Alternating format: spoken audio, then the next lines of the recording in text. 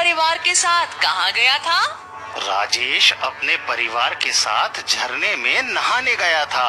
रास्ते में क्या था? रास्ते में जंगल और ऊंची ऊंची पहाड़ियाँ थीं। पेड़ों पर इधर उधर कौन कूद रहे थे? पेड़ों पर इधर उधर बंदर कूद रहे थे।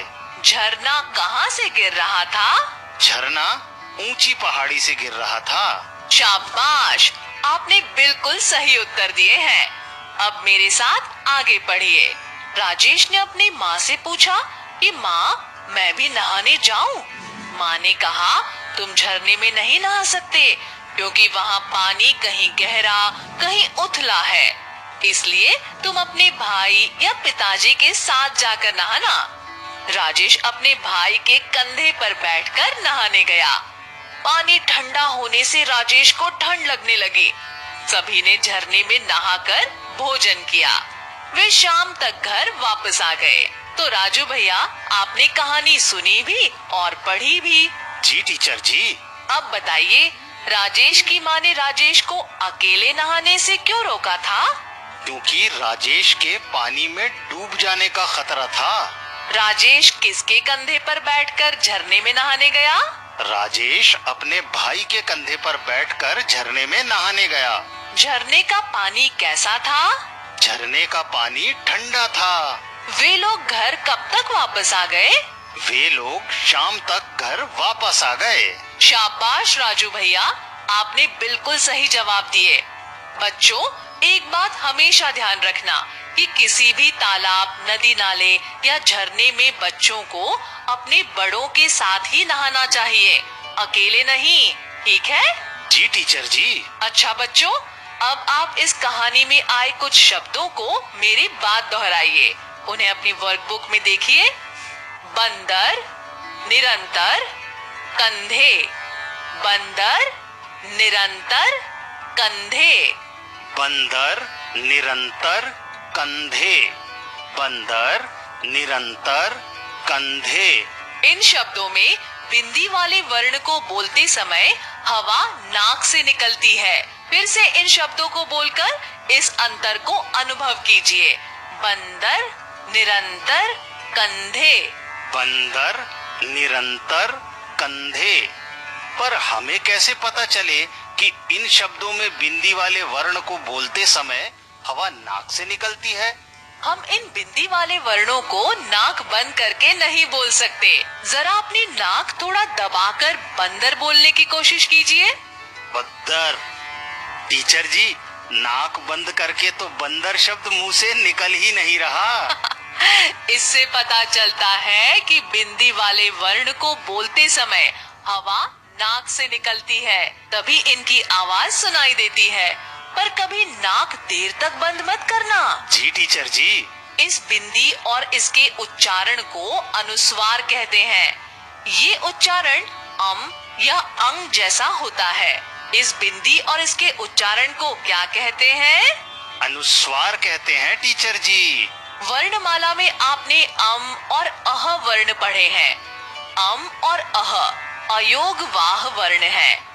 अंग को अनुस्वार भी कहते हैं। इसे वर्ण के ऊपर बिंदी या बिंदु के रूप में लिखते हैं, जैसे हंस, स्वयं, वंश। एक बात ये भी ध्यान रखना कि वर्णमाला के क वर्ग, च वर्ग, ट वर्ग, त वर्ग और प वर्ग के स्वर रहित या आधे पंचम वर्ण ण, ण, न, म को भी बिंदी या अनुस्वार के रूप में लिखा जाता है, जैसे कंधा, कंचा, ठंडा, बंदर, कुंभ। समझ गए? जी टीचर जी। रेडियो कक्षा के बाद भी आप अनुस्वार वाले शब्दों को बोलने का अभ्यास कीजिएगा। जी टीचर जी। कहानी के इस अनुच्छेद में अनुस्वार वाले शब्द कौन कौन से आए हैं? बंदर, निरंतर, कंधे, ठंडा, ठंड। शाबाश। कहानी में कुछ शब्द ऐसे भी हैं जिनमें बिंदी के साथ वर्ण के ऊपर किसी मात्रा के साथ बिंदी या चंदा जैसा एक छोटा सा चिन्ह बना है। दिख रहे हैं ना? जी टीचर जी। कहानी में आए ऐसे शब्दों को मेरे बाद दोहराइए। ऊंची ऊंची पहाड़ियां, माँ पेड़ों में। ऊंची ऊंची पहाड़ियां, माँ पेड़ों में। अब आप पेज नंबर 116 को देखिए। जी टीचर जी, पेज नंबर 116 निकाल लिया है। इस पेज पर भी इस तरह के कुछ शब्द दिए गए हैं। इन शब्दों में लगे ऐसे चिन्ह वाले वर्णों को बोलते समय जो ध्वनि निकलती है उसे अनुनासिक ध्वनि या अनुनासिकता कहते हैं। अनुनासिक वर्णों को बोलते समय हवा मुंह और नाक दोनों से निकलती है। कहाँ से निकलती है?